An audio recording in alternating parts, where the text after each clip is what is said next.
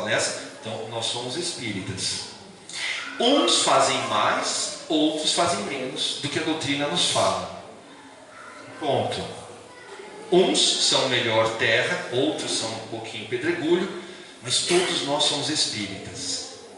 Não vamos ficar com essa falsa ilusão. Um dia eu vou me tornar espírita.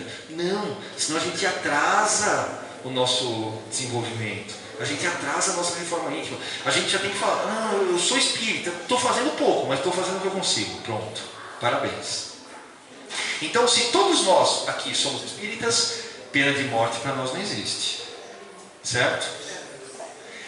Precisa ter esse aspecto religioso, essa crença no além-túmulo, essa crença na continuidade da alma, para que nós falemos fortemente, não, eu não acredito na pena de morte. Mas por quê? Porque eu sou espírita. Porque eu acredito nisso, naquilo, naquele outro. Pronto, acabou. O espiritismo é contra a pena de morte. Por quê? Porque ele explica racionalmente tudo isso que nós acabamos de falar. E se eu colocar a pena de morte, vai contra tudo isso. Então eu não sou espírita. Por isso, nós temos que mudar o nosso padrão de pensamento. Quando a gente estiver assistindo da Atena, na verdade é melhor nem assistir, né? Quando a gente estiver assistindo da Atena, hoje para sair para a palestra, eu saí da minha casa e estava da Atena lá, viu? Não sei o que acontece. Minha esposa coloca da Atena. Se nós estivermos assistindo um programa, olha, o assassino matou 8 pessoas, o que a gente pensa? Devia matar um condenado que nem esse. Opa, não é isso que a gente pensa? É isso que a gente pensa, né? E é isso que a gente tem que mudar nessa nossa rotina de pensamento. Vamos voltar. Se matar esse sujeito, o que vai acontecer? Pelo menos ele vai sofrer. Vai nada, morrer é rápido, não dói. Então tem que fazer com ele tudo que fizeram com o outro. Tá bom, vai adiantar alguma coisa? Pelo menos ele sente na pele o que sentiu. Então a gente aceita o Deus de Moisés, não o Deus de Jesus. O Deus de Moisés que era assim, olho por olho, dente por dente. Código de Hammurabi. E isso na época foi um bem, sabiam? Criar o olho por olho, dente por dente foi um bem. Porque o que está acontecendo entre França e Estado Islâmico não é olho por olho, dente por dente. São muito mais olhos do Estado Islâmico que vão morrer do que franceses. Concordam? Não estou criticando a França. Não estou criticando a França. Aqui, eu fico imaginando um governante, um presidente de um país que foi atacado nesse momento e a população inteira revoltada, a população inteira clamando pelo Deus de Moisés. Eu fico imaginando a posição desse governante. Moralmente falando, se ele fosse espírita, seria mais fácil ele dizer a verdade e falar: se vocês não aceitam isso, então eu renuncio. Porque é uma posição muito difícil. É muito fácil nós aqui, que não somos governantes, falarmos: olha, eu sou contra a pena de morte.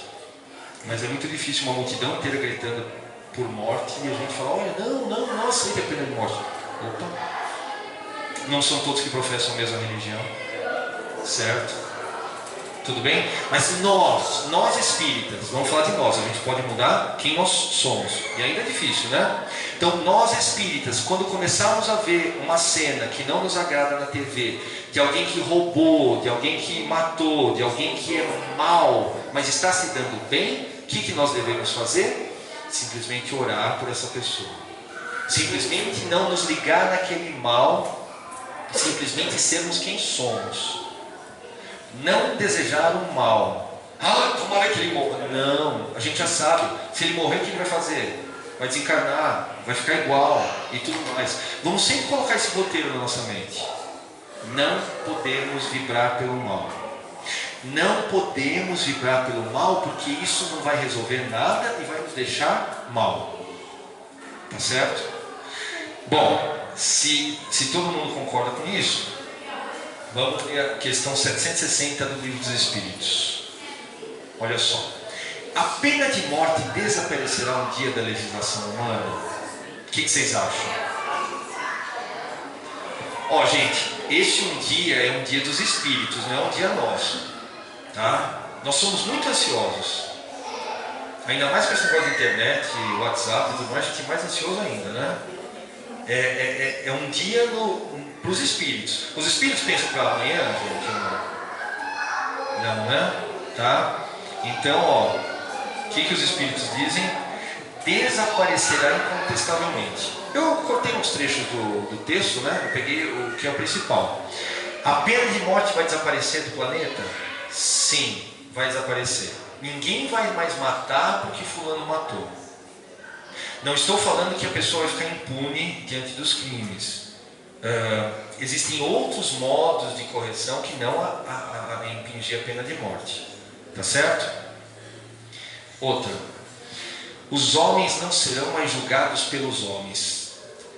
Aí a gente pode pensar daqui quantos mil anos, hein? Os homens não serão mais julgados pelos homens. Vão ser julgados pelas mulheres, é isso? Vai ser julgado pelas mulheres, né?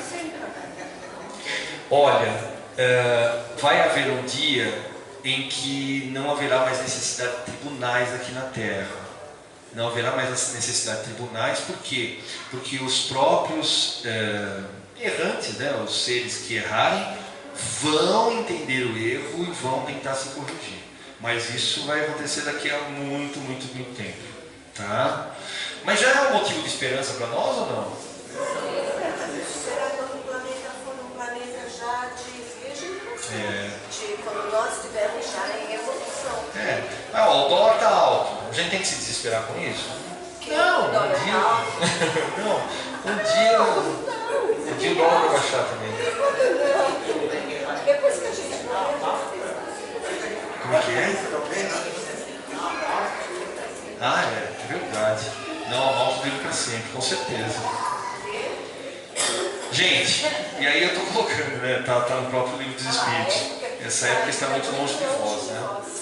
Mas isso foi escrito em 1858, né? Então, já passaram quase 200 anos. Lá definido para a gente saber de quantos mil anos nós levaremos para atingir o planeta Terra, vamos dizer assim, porque nós estamos nele.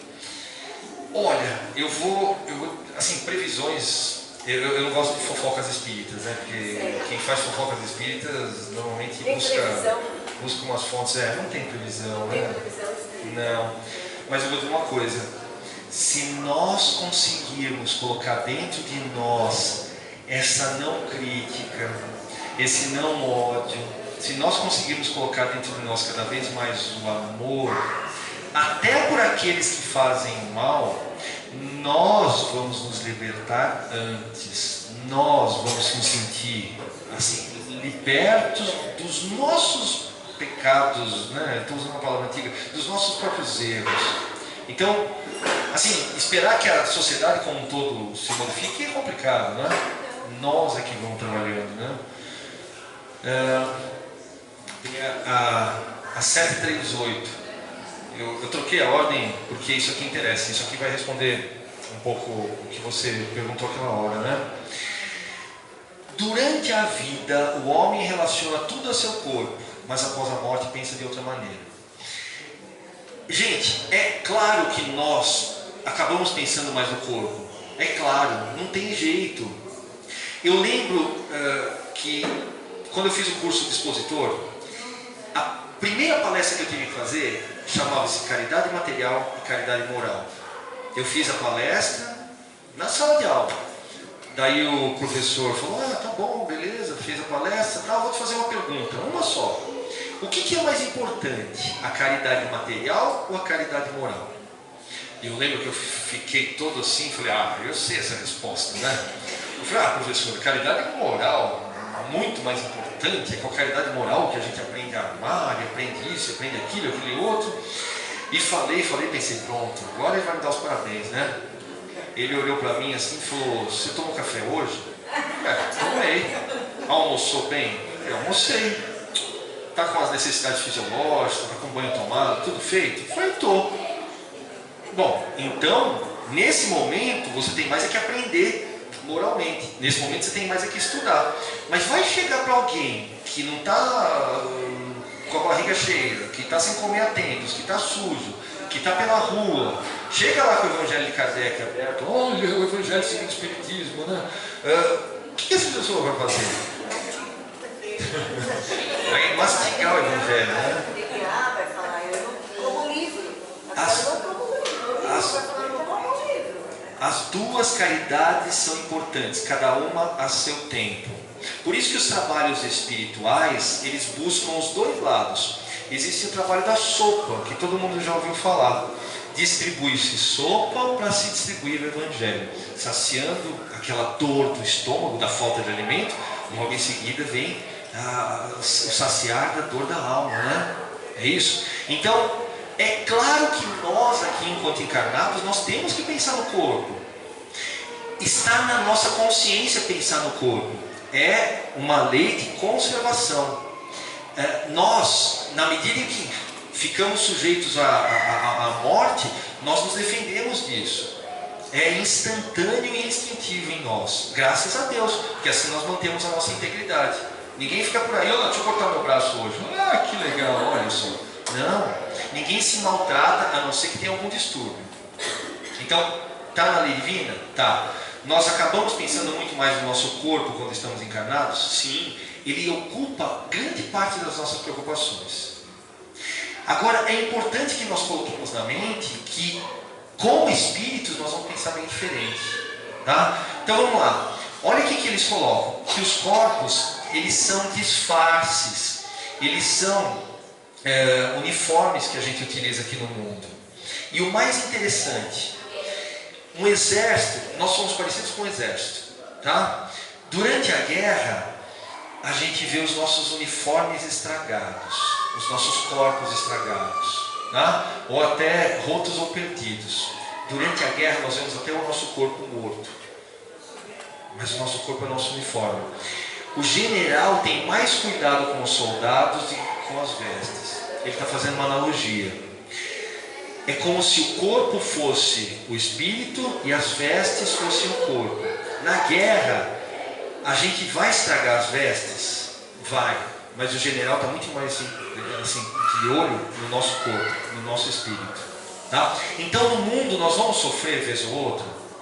É capaz que alguém seja morto, é capaz que alguém sofra um revés? Sim. Mas o que é muito mais importante, o espírito, o crescimento espiritual. É claro que é difícil entender isso. Alguém que perde um ente amado, alguém que perde um amigo. Olha, meu amigo foi assassinado, olha, um conhecido meu, nossa, morreu num acidente de trânsito, olha, ele não fez nada, o outro foi o culpado. É difícil, claro que é difícil.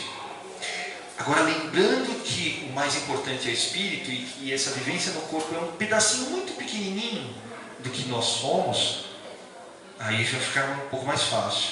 Tá? O espiritismo matou a morte, tá certo?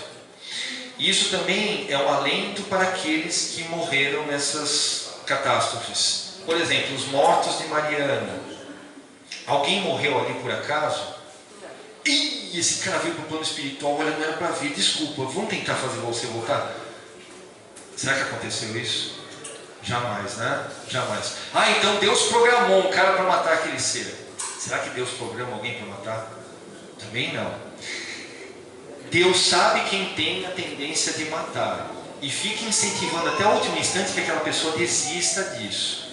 Deus sabe que o terrorista tem a tendência a fazer aquele terror, a praticar aquele crime, mas ele fica incentivando até o último instante que ele não faz. Deus sabe que existem pessoas com tendências a querer sofrer certos tipos de morte, e ele fica insistindo para que essa pessoa não tenha essa tendência. No final das contas, os dois se atraem. O terrorista que quer matar e aquela pessoa que quer morrer daquele jeito. Quer dizer que aquelas pessoas quiseram morrer daquele jeito?